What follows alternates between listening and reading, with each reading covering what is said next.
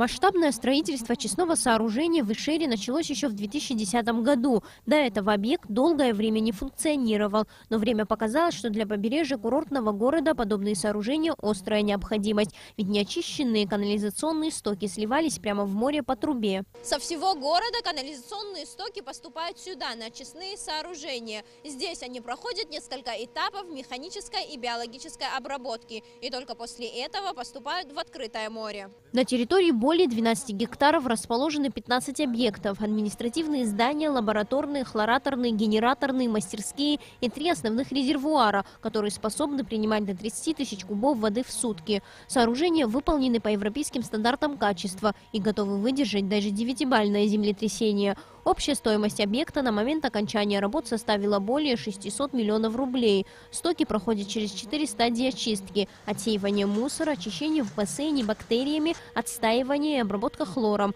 К удивлению специалистов, в сухумских канализационных водах оказываются хозяйственные отходы. К примеру, бытовая техника, одежда, матрасы, посуда и прочее. Именно по этой причине необходимы первый и второй этапы очистки. Первый этап – механическая обработка. Начало вот я вам показывал. Вот там механические примеси, большие, крупные. Там вылавливаются, через механические решетки проходят, они там вылавливаются, сбрасываются в контейнер и выводятся в спецавтохозяйство. Это первый этап очистки. Там, значит, удаление песка и нефтепродуктов. Второй этап очистки здесь, биологическая очистка. Вот здесь мы разводим, не разводим, они разведены.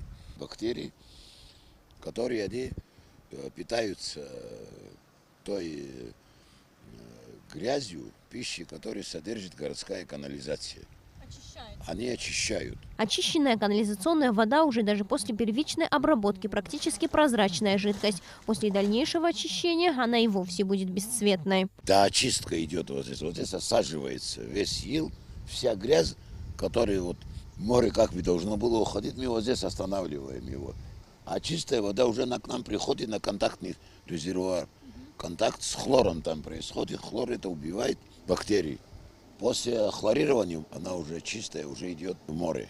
Качество воды уже после 4-го этапа обработки проверяют в лаборатории. Надо отметить, что для получения необходимого результата вода должна краситься в определенный цвет. Только после этого считается, что ее можно сливать в море. Несколько капель соляной кислоты.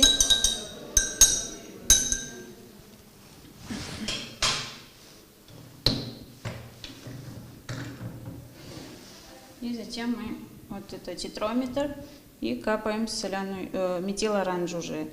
Метилоранж, и мы определяем, если вот, значит, она порозовела, это уже говорит, что мало хлора.